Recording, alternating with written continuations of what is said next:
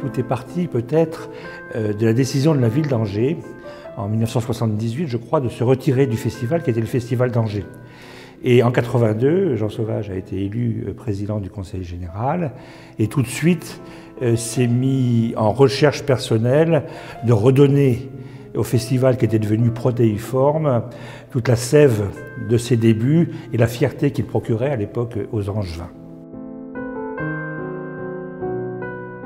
C'était le 5 mars 1985, donc un jour que je n'oublierai jamais bien entendu. Il est rentré dans mon bureau, il m'a salué courtoisement pour ensuite aller dans le bureau, comme nous l'appelions, du Père Abbé, qui était le bureau du président Sauvage, pour signer son premier contrat en tant que directeur artistique du festival. Et c'est à ce moment-là que moi je suis apparue dans l'entrebâillement de la porte pour faire une photo de cet événement. C'est quasiment une rencontre improbable avec Jean Sauvage, qui était le politique, ancien comptable, travailleur, avec Jean-Claude Brialy, l'homme du brio de la scène parisienne. Eh bien, cette rencontre improbable va se faire et bien se passer pour le grand bénéfice de l'Anjou. Pourquoi d'abord? Parce que Jean Sauvage a toujours été un passionné de théâtre, un passionné, on le sait, de l'Anjou, du patrimoine de l'Anjou, et on va jouer sur l'amour conjoint de Jean-Claude Brialy et de Jean Sauvage, et du théâtre, et du patrimoine de l'Anjou. Une belle rencontre, et en plus de personnages qui ont le goût des autres, qui ont cette sensibilité de donner du plaisir, et cela va fonctionner.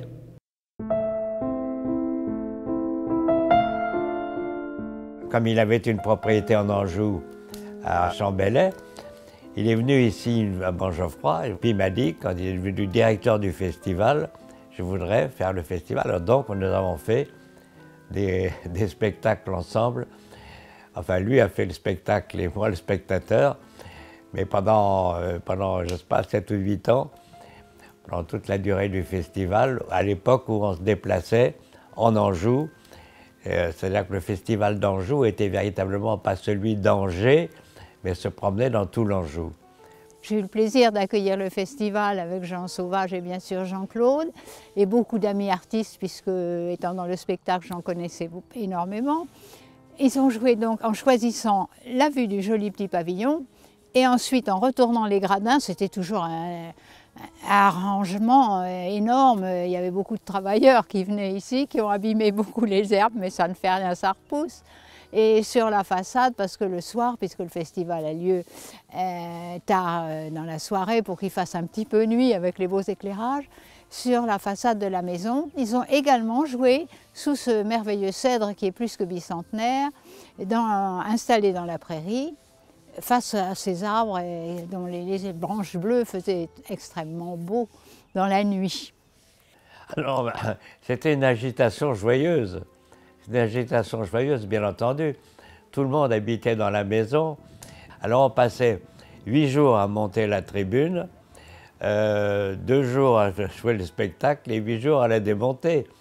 Alors ce qui fait que pendant ces 15 jours en quelque sorte, à la maison c'était la rigolade. Mais les spectateurs qui voulaient venir étaient ravis pour le spectacle, mais les visiteurs ne voyaient plus la maison. Il y avait bien sûr des repas où étaient invités les acteurs, Jean-Claude bien entendu, et un jour Valéry Giscard d'Estaing, qui était l'ancien président de la République, est venu, puisqu'il aimait beaucoup la maison, et puis j'étais sensible à l'hommage qu'il rendait à notre décor et aussi au talent de Jean-Claude Brialy. Alors Jean-Claude Brialy disait que les acteurs aimaient beaucoup ce lieu à cause de la proximité avec le public. Et il faut avouer ici que 1200 spectateurs dans ces gradins, c'est magique. Et les acteurs disent chaque fois combien ils entendent les réactions du public et c'est pour eux extrêmement agréable.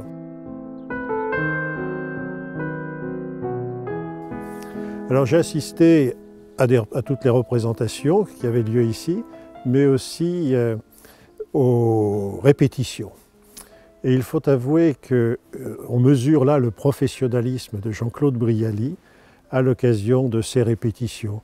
Quelquefois, c'était d'ailleurs la création du Festival d'Anjou, des exigences envers les acteurs pour parfaire encore la mise en scène, s'assurer de l'arrivée de l'acteur dans les meilleures conditions, et c'était des moments tout à fait particuliers.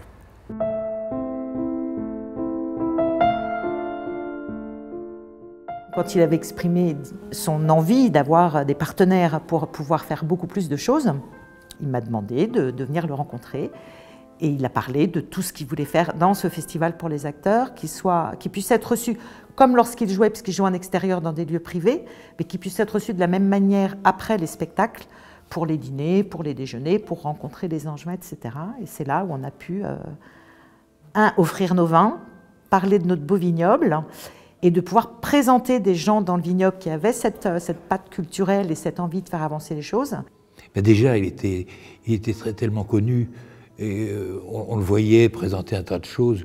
Je ne sais pas si à ce moment-là, il faisait le Festival de Cannes, mais il était déjà un entertainer, on le voyait comme ça dans plein de choses.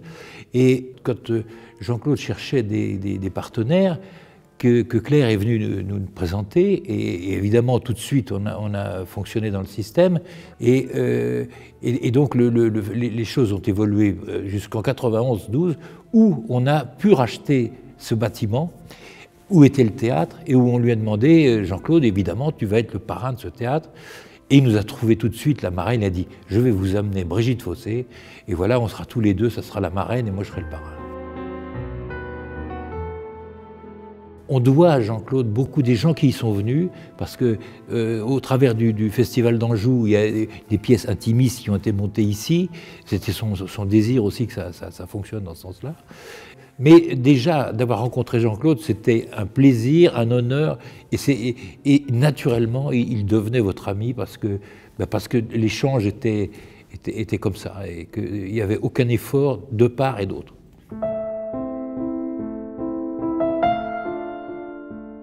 Moi, j'ai connu Jean-Claude Brialy à l'époque où j'étais directeur général adjoint de match. Et puis, il était un homme tellement à la fois drôle, très travailleur, optimiste, très courtois.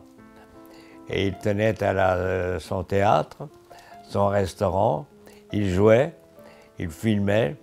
Et c'était un personnage cultivé et charmant. Voilà. Jean-Claude était un homme très ouvert, très sympathique. Je ne dirais pas mondain, c'est péjoratif.